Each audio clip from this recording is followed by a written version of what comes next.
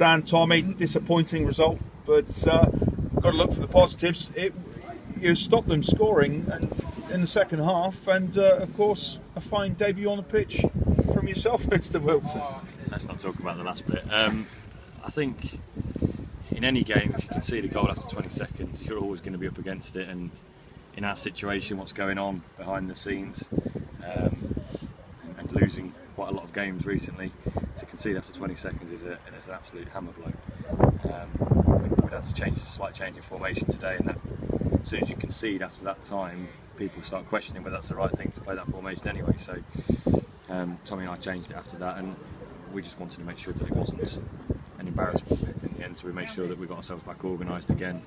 We changed the formation from the start of the game to have a look at certain people, which we thought that the personnel that we'd got available suited that formation better, but I think we then had to make sure that we weren't going to get embarrassed, and we made sure that we were more solid, and I think we proved that we were a lot more solid, and we didn't really have enough then going the other way, but at least for the second half we competed really well.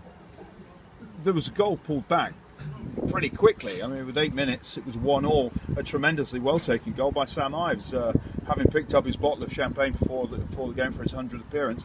He looked like he was on form this afternoon. It looked like he was going to change things, but it was a terrible blow. Another 4 minutes after that with 2 killer strikes by Arlesey.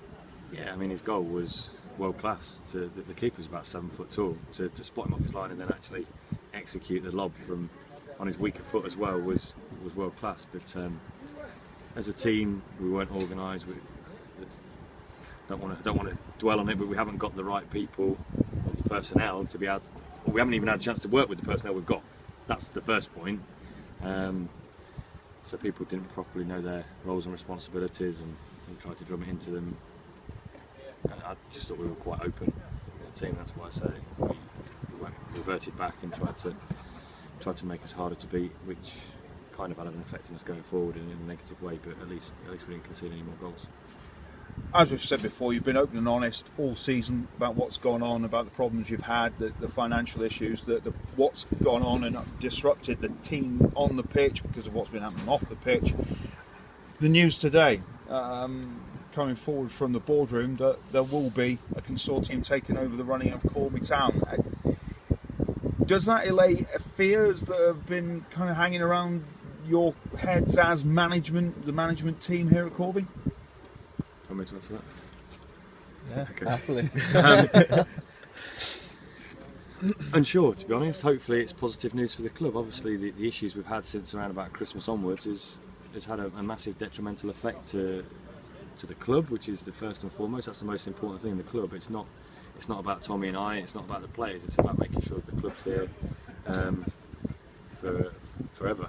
So hopefully it's good news for the club, and the club will actually still be here and have football, so that's great news for the town of Corby.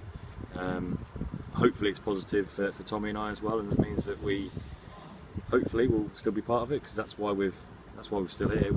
You've asked us on numerous occasions before, have you ever thought about walking away, and we've always stood here and been honest with you and said no, we don't want to walk away. That's not on our mind. So hopefully for our loyalty that we'll get repaid for that. But I think first and foremost, it's most important is that there'll be football played here in the foreseeable future for Corby. Going forward, 2 games left for the rest of the season. Tommy, what have you got to say? Are you fit enough to play from now on? Or is that your last game of the season played, do you think, this season? I won't play on Monday. I'm hoping I'll play some kind of part on Saturday, but then I've spoken to physio before and he said the worst case scenario is the fact that I completely pull it and I'm out for 6 weeks, but as of Saturday I'll have 8 weeks to get fit, so I'll just have to wait up and see how I feel Friday and going into the game Saturday and go off that. But my hand might be forced a little bit, obviously, because of the lack of numbers we've got. If you like, there's 2 or 3 today that have got dead legs, and so that's not good going into the game on Monday. So hopefully they can shake them off and we'll have the same team, if you like, for Monday. Any news on Conor Kennedy after his he had an X-ray midweek after the Wednesday night game? Yeah, he's just got ligament damage. He went for his X-ray. It's kind of as a precaution to try and rule that one out. It's been a bone issue, so 3 weeks. Obviously, he won't play again this season, but he's young. He's he's had a great end to the season. He's got to take that forward. You know, he will get the plaudits because of his age, and a lot of attention is going to be surrounding him, and he will have a bright future. Any other comments on goalkeeper today? You gave him the chance because he's been here all season. He's trained hard. He's worked well with Paul Walker. Wasn't his fault the first goal, but it certainly puts him on the back foot. It does. I don't think Josh. I think he's got a bit more about him to think that was down to him. The fact that they conceded after 20 seconds. So, like you say, Josh has been here week in, week out as an understudy. If you like to Walks has been. I think he's the best goal at this level by a mile. So. He's deservedly kept his shirt. Josh has been patient, and me and Stan had the conversation yesterday. Let's go and give Josh a game. Whether or not Walks or him will play on Monday, we'll decide that. But Josh will definitely play next Saturday. The end of the season really can't come quick enough, can it?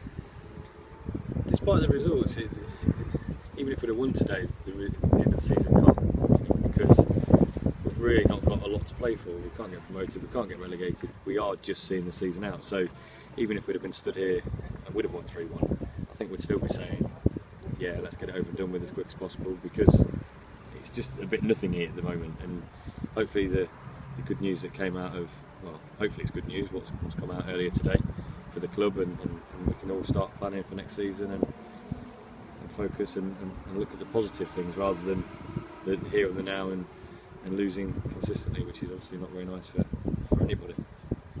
We'll speak to you again on Monday. Thanks very much for today. Thank you.